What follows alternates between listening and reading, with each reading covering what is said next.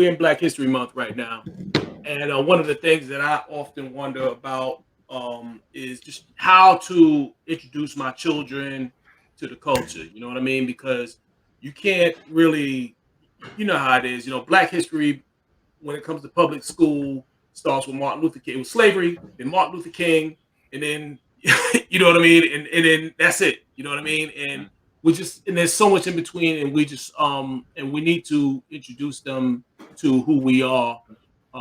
So I just want to introduce the next guest. He is an amazing individual, author, scholar, activist, and his name is Garrett Taylor, and All right. and we're going to ask him a few questions regarding that and what's going on with him. You know, so can we bring Garrett in, Jenny? What's going on? What's up, brother? What's up, brother? What's up, brother? What's going on, fellas? How's everybody doing today? All right, how are you? All right. Good for you, man. So, brother, can you tell us a little bit about your background so people can know, man, who you are and everything? All right. First of all, Derek kind of skipped over this, but we've known each other for a long time. Derek is actually my much older cousin. So you can't tell what all the brain I got that pass, but you know we put it out there. All right. He said my much older cousin. Don't let the gray hair. For real? Damn. Yeah. You got me by a few years, but no. I'm actually native of Bertie County, small area, Eastern North Carolina. I am a graduate of Little City State University. I always got to plug my university. A member of Omega Psi Phi for any brothers that might be out here looking into the podcast. I started off my professional career as a school teacher, so a lot of the perspective I have comes from that background as a teacher. And from teaching, I moved over into doing mental health. So I've been doing about 20 some odd years in the mental health arena. Probably maybe 5-10 years ago, my wife kind of came up to us with the idea of doing a publishing company. And so we jumped into publishing from that area. So I'm somewhat of a serial entrepreneur. I do nonprofit work, a lot of work in the city. As Derek said, I do a lot of advocacy work in the community. So I'm just all around jack of all trades right now. That's what's up, brother. Wow, okay. Very nice. You know, I wanted to ask you, a lot of people, I remember being in undergrad, and I had a professor say, don't go to school to get a degree. Go to school to become a scholar. And, you know, at the time I didn't understand that. And I'm listening to you and listening to people. It's something about falling in love with learning. And it seems like we go to school or get an education just for the sake of trying to get a job. It looks like we're missing a step. And do you think that's the case? And if it is the case, why is that? Well, I think we have to learn how to continuously be learners, and I always have to step back because I always have to remind folks that some of the best scholars I know never stepped foot on a college campus, but they understood the learning process and they fell in love with learning, and I learned from those brothers all day long. Recently D.L. Hughley pledged Omega Psi Phi, but I can tell you, and a lot of brothers were upset because D.L. Hughley has honorary degrees, but didn't have a 4-year degree, but he has an honorary degree because he's one of the most learned individuals you have out there. You sit down and chop it up with DL for a minute, man. The brother, I had a chance to chop it up when he came to Virginia Beach, and I mean 5-10 minutes, and the brother gonna drop something on you. You're gonna learn. So to me, learning has to be a lifelong process, I'm different when it comes to school because I'm like, school is a business. So when you go to school now, I'm telling my kids, when you go to school, you need to be I didn't say cost benefit analysis going on from whatever you're trying to major in. Right. Good point. Yeah. Family, let me ask you a question. Okay. If you could revamp your local or whatever school system and introduce Black history to children, how would you kind of go about it? What's the first thought that kind of goes through your mind? So I'm gonna go on a whole nother limb with this one, cousin, and just say that I wouldn't, because it's not. If we ever, one of the biggest mistakes Black America made was depending on white folks to teach our Black children about Black history. You will never get a fair and accurate portrayal of Black history. Now let me step back. I would make changes in the school system. I want to make sure I don't want to gloss over that. There go my man. There go my man. Oh yeah, there you go. That's my guy. That's my guy. Yo, my man rocking a Freddy Krueger shirt today. Too. Oh yeah.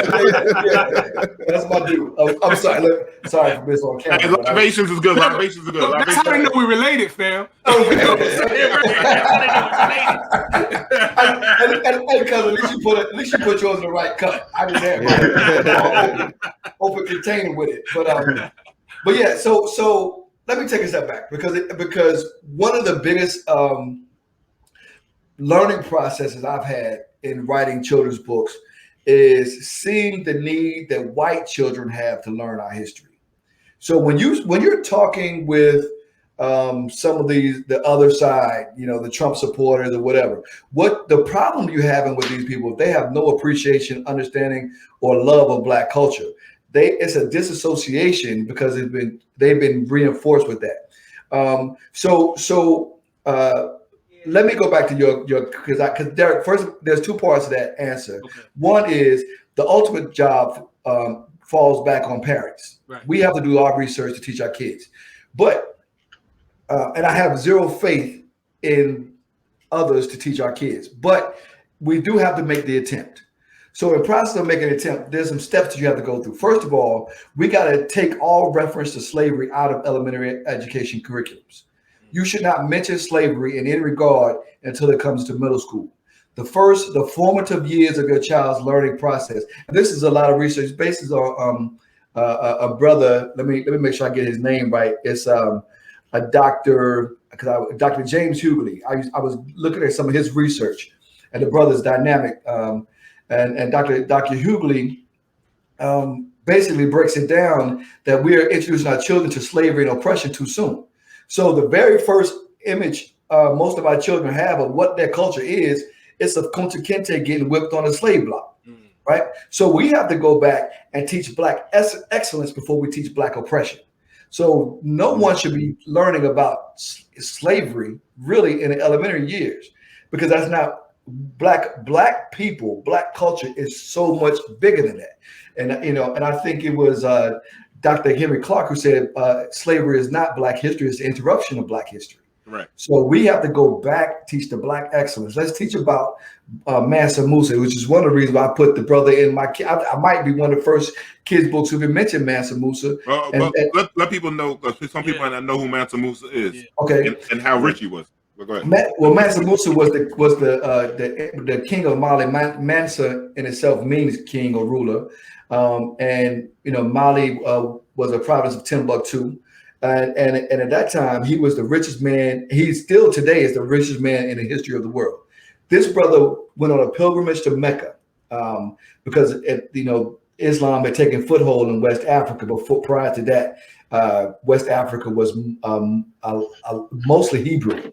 And so if you read the Hebrewism of West Africa, you'll get that back understanding that we were first Hebrew people who were then converted to Islam. But at that time, Timbuktu had converted to Islam, and Mansa Musa went on a pilgrimage to Mecca. The brother gave away so much gold when he hit Egypt that he collapsed the Egyptian economy. Mm-hmm. That's how much money he gave away. That's how much gold. Yeah, so that's why I wanted to give the backstory. Yeah. So now we got that. But so I like what you said, brother, because kids should learn from.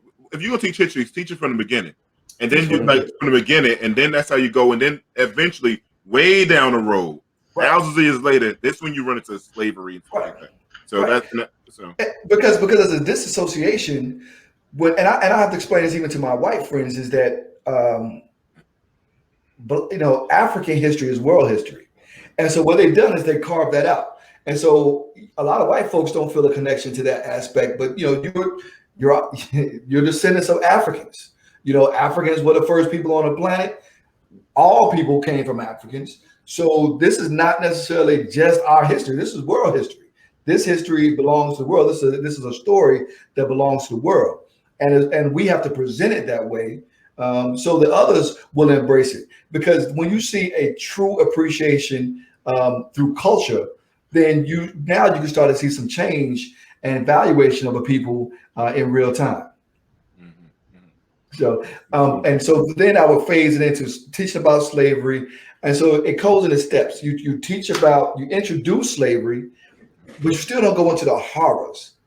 When you look at some of the stuff that we've seen and we've been exposed to, we don't understand the psychological traumas that go into just imagery. My daughter is one of the most empathic people I know. She can look at a dog being hurt on television and bust into tears. Can you imagine a psychological impact when you see a person being whipped or a person hanging from a tree?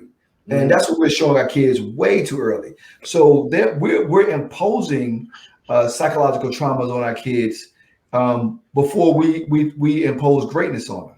Wow. So let me ask you a question. So I worked in education for 18 out of 21 years in my career now. Now we've seen places like, I think it was Iowa, one of those states like Utah, one of the places, it was Utah, Iowa, that tried to take out the Black History Month. The family could sign off and not be part of it.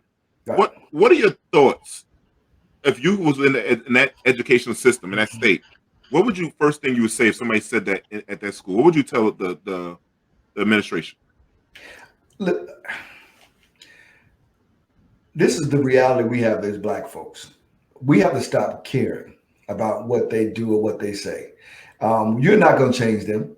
There's a point where I think we are heart-driven people, which is why I think sometimes we're manipulated because of it. Black and Hispanic people are, we govern. If we like you, we with you. Sometimes you don't do a damn thing for us, but we like you. And our heart is there, so we're with you. So sometimes we don't comprehend when people just can't understand. And these people made a choice. I've been talking to people. I've been on this battlefield. I've been at marches and whatever. And when you sit here talking and dialogue with people, and they say stuff like, "I refuse to believe," and you hear that all the time. I refuse to believe. You can see Obama eat a pork chop sandwich on Saturday afternoon during Ramadan, and they'll still say he's a Muslim. You know what I'm saying? They refuse to believe. So we can't waste our breath on those who refuse to believe.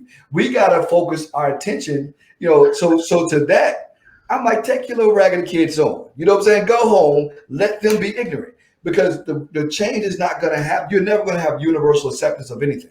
Yeah. So we can't focus on those who choose, who have made a conscious decision to not see. What was it? Dr. King said, I want to make sure I get it right. The two most dangerous forces in the world is conscious. Yeah. You got me. I know.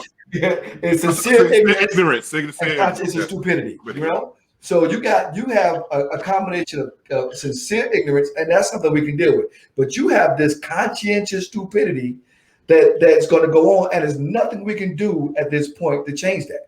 So what we have to do is stop being stuck in this, well, let's reach out to this folks. We need to focus on those people that are on our side and with us. Yeah. Family, I'm going to ask you. Okay, go ahead, Rodney. Yeah. Todd, I want to ask you a question. What kind of learning tools would you recommend for young people if you had young kids, as far as, bringing them up to teach them about Black history and stuff like that? Actually, I'm going to be launching a new website just to try. And you can right now, you go on our website, TaylorMadeBooks.com, and you'll see that we have some children's books now that are starting to introduce stuff. But we have to be very conscious, and that's actually what I'm looking at doing, and not just pulling kids' books that have our kids as characters, but also focusing on kids' books that introduce historical information to our children. Mm-hmm. One of the things that I would always caution every parent to do is check the author. If you go into Barnes and Nobles any Black History Month, 90% of the books about Black history are written by white folks. White people, yes. You know what I'm saying? And so you might have to. There's the world's largest children's book fairs in Philly every year, and so that's one of my favorite. I mean, man, people come from miles around, all over. There's lines around the building for people to get Black books. Harlem Book Fest, we go down there all the time. I don't know if they're going to do it anymore, but we gone there several years. We're going to have to be very proactive to go out here and research and pull this information down. But we are going to have that. The website is blackourstory.com, and that's going to be another portal to bring that information in. But in the meantime, use your social media, use your YouTube. Right now on social media, one of the last remaining great scholars is still out here kicking it, Dr. Renoka Rushidi. If you ever get a chance, go on Facebook right now, follow Dr. Renoka Rushidi. Dr. Rashidi was there with Dr. Henry Clark. He was there with Dr. Ben. He was the young gun that was hanging with them back in the day. And now he's still out here doing his thing. He's doing cultural tours, historical tours. We have to be intentional with our knowledge and really seek it out. We got, of course, there's a huge, starting from Miseducation of the Negro, Carter G. Whitson, on up. There's a lot of material. What we have to understand that we're in a new media type era, and so we're gonna have to look for resources. YouTube is going to be big. One of my best hobbies is going on and listening to YouTube lectures from Dr. Clark or Dr. Ben. I do that all the time. That's if you want to just have a good Sunday afternoon listening, those brothers drop facts. And so so we're gonna have to be very intentional with that knowledge. Shout out to old Brooklyn Slave Theater, man, back in the there days, you go. man. There you go. Yeah. There you go. Let me ask you a question, though, family. I know you traveled to Ghana during the year of return, and I kind of always live a little vicariously through you. I could just go ahead and admit it now because you're on my show, right? But what was the impression of, let's say, the Ghanaian people of circumstances here of Black people in America, man? What was the general impression? Well, the whole tour was just the whole visit. I actually went there because I was representing HBCU Africa Initiative. So it was an initiative to get, because any of us who went to HBCU, there were African students who were heavy on our campuses. And so what we're trying to do, shout out to Morgan State, because Morgan State is actually putting a campus in Ghana. So they have an extension campus developing right now in Ghana. And so the chancellor was there with me. We both received, it was a Living Waters Award for our global impact from the HBCU community. And it was just a really, Chancellor Wilson did a great job. And I had the chance to sit down and meet with the chief of the Akan people. And that was powerful, bro. When you talk about these chiefs and having that chief apologize for their role in the slave trade. See, we got to understand, there's some real truths that we got to have and we got to be honest about. Slavery, first and foremost, if you really look at who we are as African Americans or Black people, and I say not just African Americans, I say Black because I feel like Black is representative of the diaspora. And I think this show represents the diaspora. So I appreciate what you guys are doing. But when you have East Slave Castle, what became a different port of debarkation. So, for example, I was in Osu Castle, and that was where all the slaves were shipped to the West Indies. Then we went to the castle on the Ivory Coast, and that's where all the ones were shipped from Ghana to us. You see the active role that a lot of tribes did play in the slave trade. And so, but we were not, but that's because we were not native West Africans. A lot of us are derivatives of tribes that came from the East to the West, and then were the new brothers on the block. And that's one of the reasons why we were sold. So it wasn't like this tribe is just selling my brother. It was, well, they sold the guys who just showed up to the party, because we were coming from the East. But it was active, and Africans did participate. And so they apologized. A lot of them didn't really understand, man. Like there were times where I don't think they got it. I don't think they understood the deep psychological impact we were having. It was almost like just a regular tourist attraction. When we came out of the door of no return, there were kids outside, kind of beggars, and it was like, yo, we didn't get a chance to really take in the entirety of that moment because there was kids outside begging, because in their reality right now, we're rich Americans. And so they were just, trying to survive. and I'm not knocking those children, but I don't think they really understand it. So they're learning. When I one of my most impactful moments, someone went to Africa before I did, and they took some of my books and started reading in their villages, and I learned that, you know, just because they're in Africa doesn't mean they're educated any better than we are. As a matter of fact, we know more than they do on some fronts, because we have access to more resources and better education. So we have to be the leaders, even in going back and sending that information back to Africa. That's why sometimes when I'm listening to folks and they're saying, "Well, I talk to such and such, he's from Africa," that doesn't mean he knows any more than we do, because their education system was colonized just like ours. And Ghana was very much a colonized nation, but they've done an amazing job of turning it around, and they understand the need to bond and bring us all back within the diaspora. And so I can tell you that it's one of the most welcoming countries I've ever been to, and they want to see us. I have many friends over there. So with all of the things I brought up, I want to make sure I leave you all with the fact that they are ready for us to come over there, and I will be going back as soon as, you know, things open up a little bit. I'll be going back almost annually to do some of the work with the HBCU committee and continue to work with the people over in Ghana and try to help, you know, bridge that gap educationally. Yeah. And I see brother Stevie Wonder I think he relocated to Ghana. I think I just read that today. So can you tell us a little bit about your book and how can people find you? Well, we actually have 3 books. One, my first book, I did Daddy's Little Princess, and Daddy's Little Princess is one I did with my daughter. And just real quick, I'll give you a quick backstory on that one. With Daddy's Little Princess, my daughter came to me one day and said, "Daddy, I know you call me a princess, but I'm not a real princess." Now, I'm with a super woke household. Derek can attest. I got black art everywhere. And at the time, I had a life-size cutout of Princess Tiana in my daughter's room. I redid the whole room. I painted the whole room like a castle. I had sheets. I mean, my son thought the cutout was a real woman. He was in love with that cutout, right? So, that was my son's first girlfriend. But with all of my influence, my daughter said, "I still don't see myself as a princess." And I asked her why. She said, "Well, Priyanka," I said, "What about Princess Tiana?" She said, "Well, Tiana was a frog most of the movie."